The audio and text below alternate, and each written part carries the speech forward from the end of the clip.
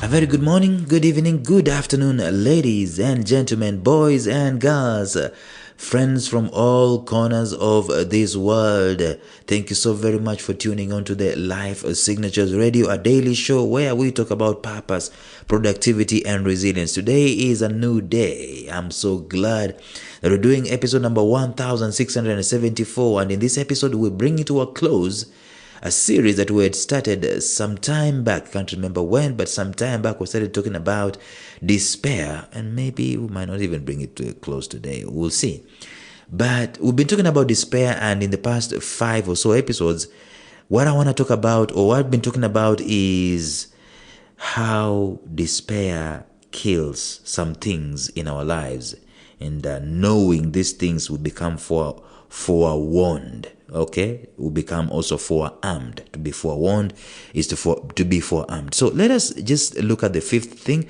There could be more, ladies and gentlemen. There could be more things, but I believe these 5 are the core. These are the foundational that despair comes after. Let us learn. Stay tuned.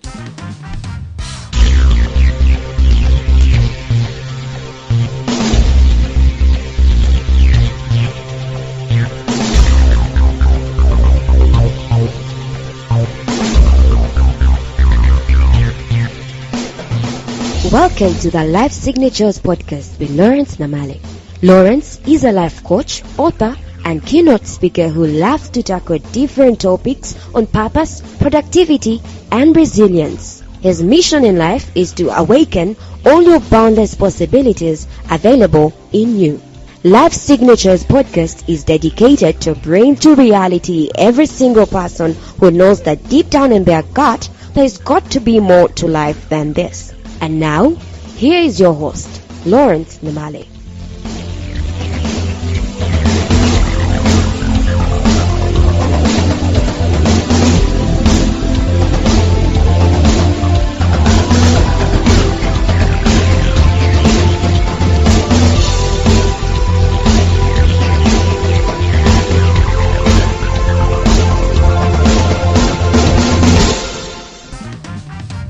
I will start by doing a recap, and the problem with this is that I feel like I should just do the whole episodes for each of these things over and over again, because each point is actually important.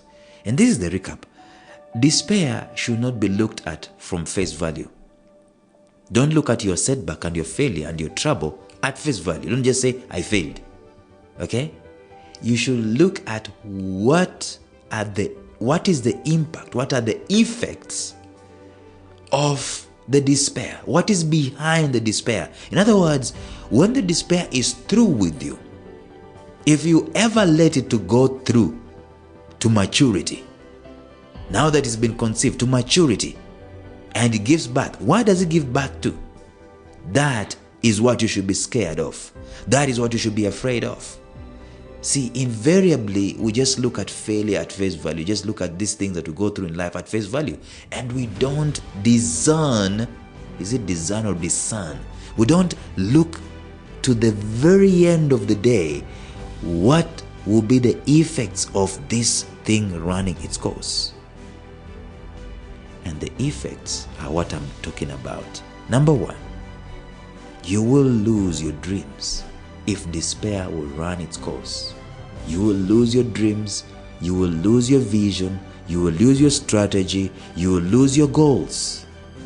And there is nothing as important as a man or a woman without a vision. If you want to be a productive human being and contributing to this world, you've got to have a semblance, at least, of a vision, some direction of where you're going. And for the most part, we do have these things, even though we might not even have clarified them. But let me tell you, once despair comes into your life and it works its way, and a slump comes into your life and works its way to fruition, you find that a human being has lost the reason for being, the reason for living. They don't have direction. All they do is to eat and sleep and wake up and eat and sleep and wake up and eat and sleep and wake up. And to be able to eat and sleep and wake up, they have got to find some activity that is going to give them money to fund the eating and sleeping and the waking up. What a useless life that is. And sometimes you look at it, it's because despair came and now people don't have a reason for living anymore. That's the first thing that despair does. So watch. The second thing is actually very powerful that despair comes to do. It comes to take away or to stop or to totally obliterate your momentum.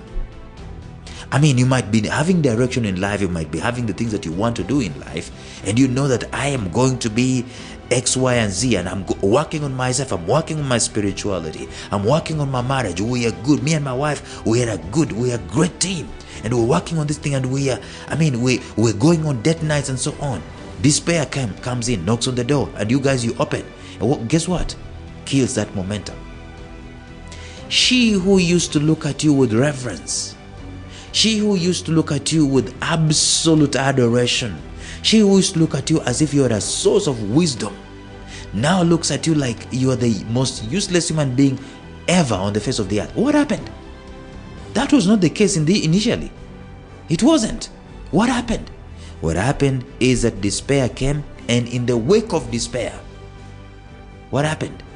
All these things started coming in. Momentum was lost.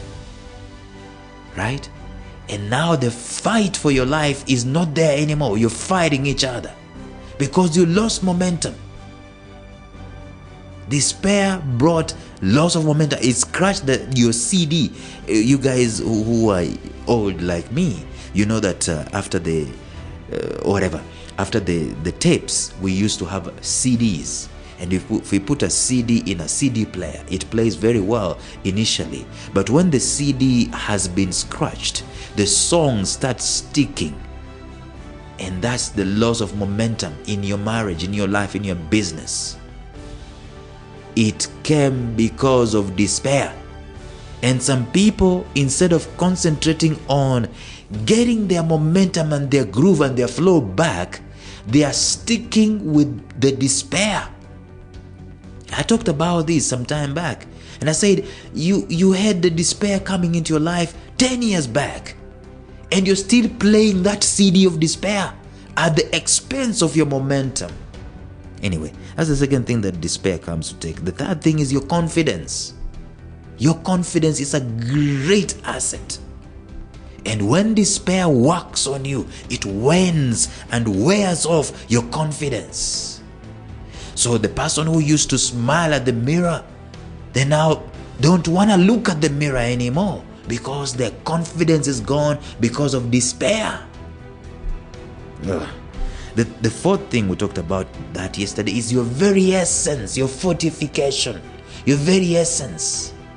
Please go and listen to yesterday's episode. It was very powerful.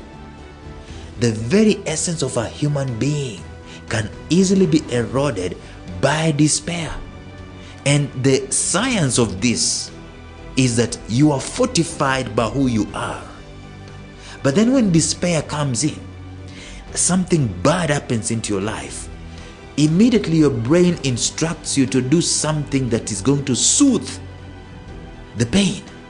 And therefore we start indulging in binge watching, eating, drugs, alcohol, and lousy friends. And our fortification, our walled city comes tumbling down. And now we've got to keep feeding and feeding the addiction, because the root cause was not just our will. The root cause was despair that came into our lives.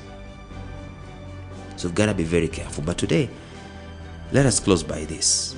The fifth thing that despair comes to take away from your life, guess what it is?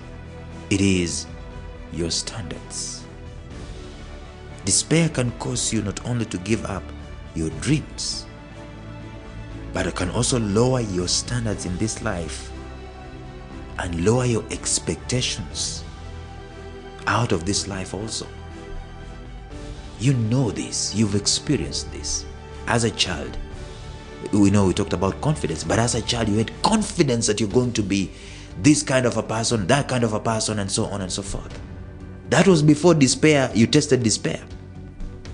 In fact, as a child, those guys who have already tested despair, they have experience with despair, they could dissuade you from your dreams.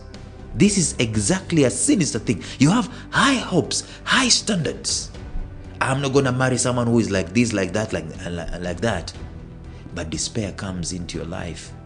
And before you know it, you accept anything and everything that comes your way. Why? It is insidious. You could have been looking forward to a great year before despair sets in. Your mind has dreams, has hopes, has visions, has desires, has promises. You are passionate about these things.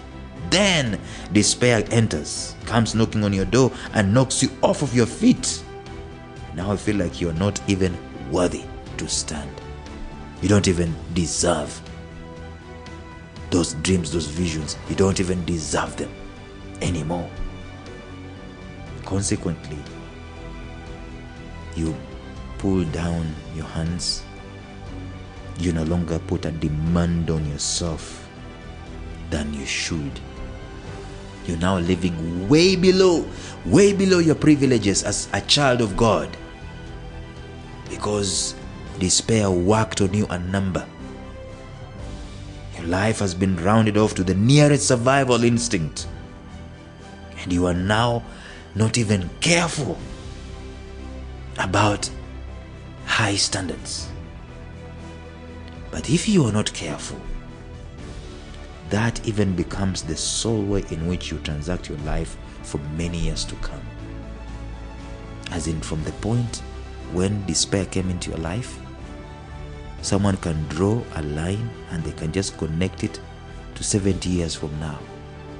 You are living way below your privileges for the rest of your life because despair visited you at some point in time. It's a sad thing, and it happens to very many humans around the world. Unless God comes in and breaks that cycle, unless a man or a woman intentionally says, no, I remember who I was. I remember my dreams. I remember my visions. Yesterday, I was praying, and a revelation came into my mind and said something to the effect that as long as I am still alive, God is able to redeem all my possibilities. Whatever God designed for me to do, expected for me to do, willed for me to do, as long as I am still alive, there is a chance that all that stuff can still happen. No matter how much I have gone, even personally, intentionally spoiled my life, as long as I'm still alive and I want to partner with God, all those things can be redeemed. And that's my message to you, my friends. No matter how much despair has worked on your life today, it has worked on your dreams, it has worked on your momentum, it has worked on your confidence, it has worked on your fortification, it has worked on your standards. No matter how much it has done, you and I and our dreams and our visions and our essence, we are still redeemable. What do? We need to intentionally want to start restoration immediately. That's the only thing I can tell you. The rest you play by ear. So we've come to the close of this mini-series where we've been talking about the things that despair works on you, and there could be more, but I just chose to do that. Until another time when we share something else, which is tomorrow, bye-bye and God bless you.